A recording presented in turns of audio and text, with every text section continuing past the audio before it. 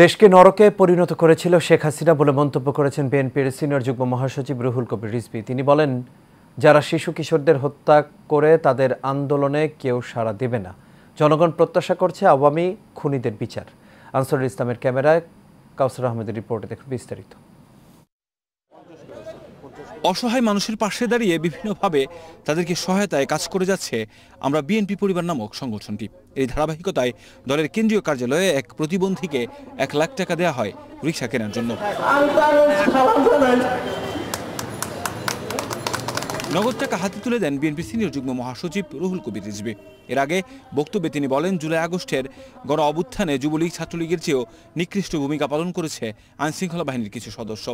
প্রধানমন্ত্রীত্বের জোরে আপনি এই কাজগুলো করিয়ে নিয়েছেন। আপনি আবার হরতালের ডাক দেবেন আর মানুষ তাতে লাভ দিয়ে পড়বে। আরে মানুষ তো প্রত্যাশা করছে যে কবে যারা শিশু কিশোরদের হত্যা করতে পারে।